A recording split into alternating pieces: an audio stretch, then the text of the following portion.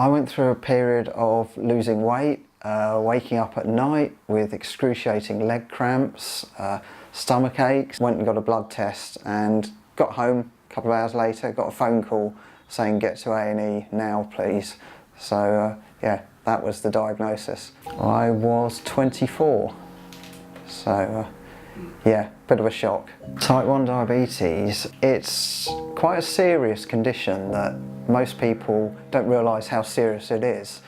If you don't look after yourself, you don't take the right medications, it can cause all sorts of problems in the body. It's pretty nasty, pretty serious. I'm an IT consultant, which sounds a bit dull, and that's probably because mostly it is, compared to being out on my bike. When I'm not concentrating on work, there's always cycling in the back of my mind.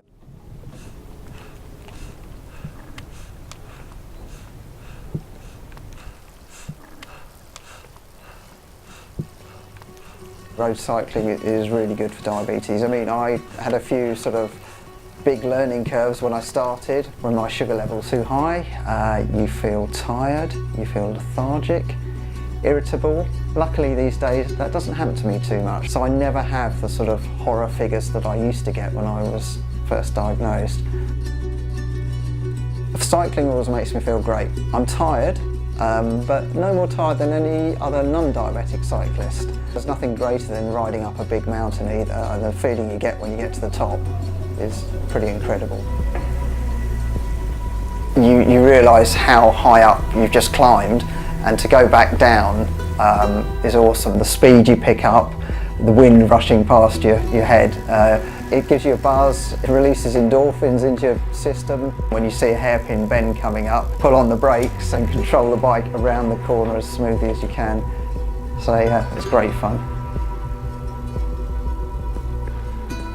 We're so lucky in the UK that we have a National Health Service.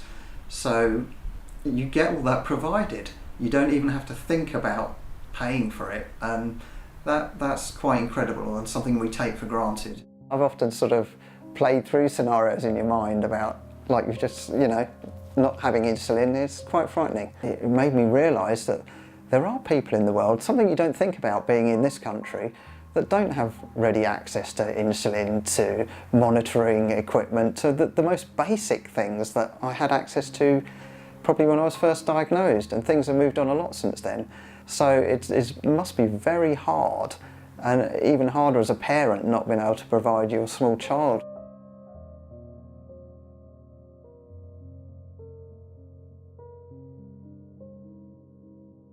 Learning that the funds raised went to support 150 children in Southeast Asia to deal with type 1 diabetes is absolutely incredible.